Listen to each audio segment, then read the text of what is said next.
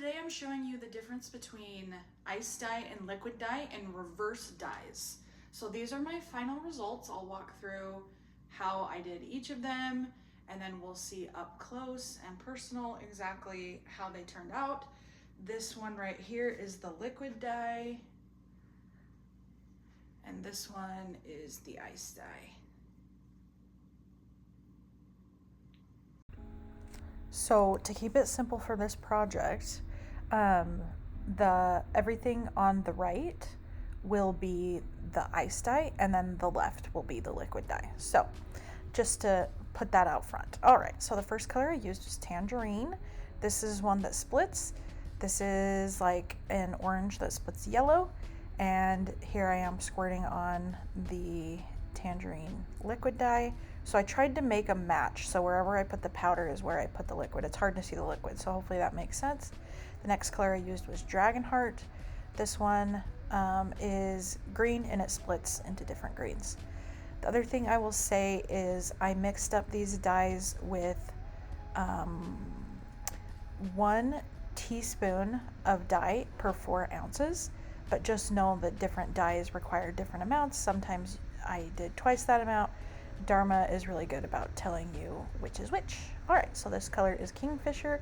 This is like a pretty bright teal color, and this one didn't really show up very much. I mean, the green didn't show up hardly at all. Kingfisher showed up a little bit, but it was just interesting which ones popped out and which ones didn't. And then this last color I did was Plum Blossom. You could see that one is like purple and splits pink.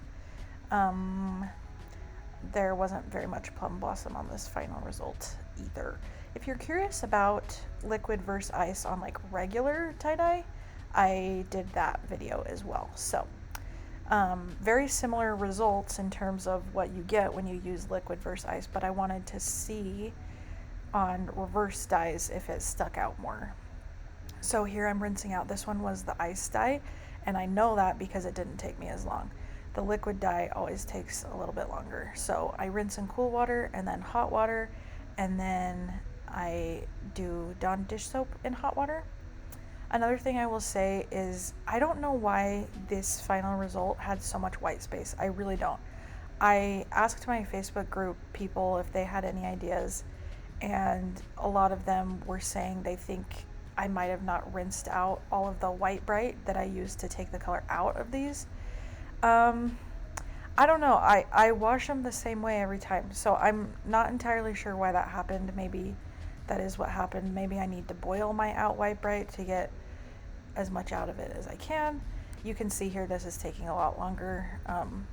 Totally normal with liquid dyes, but also you can see a cute little head poking in and out. That's my daughter. She likes to help me rinse things out and point out the colors of the bubbles. So anyway, I also have a full video of my rinse out process if you're curious about that. And so here is the liquid dye. You can see the oranges are a lot bolder on the liquid dye, and you can see the Kingfisher pretty well, but you can't see Dragonheart hardly at all, and you can't see the purple. Well, you can see a little bit of purple. Here's the ice dye. The ice dye didn't saturate like at all, and I don't know why. The back looks a lot better than the front, but anyway, these are the final results. Let me know what you think. They are next to each other, and we'll talk to you soon.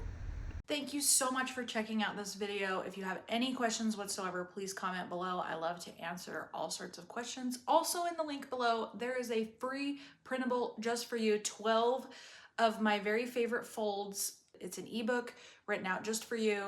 All I need is your email and I'll send it right to your email. I also have an Etsy store. If you liked what was in this video, it might already be gone, but there might be something else that you love in my store. So check that out. Thank you so much for supporting me. We'll see you next time.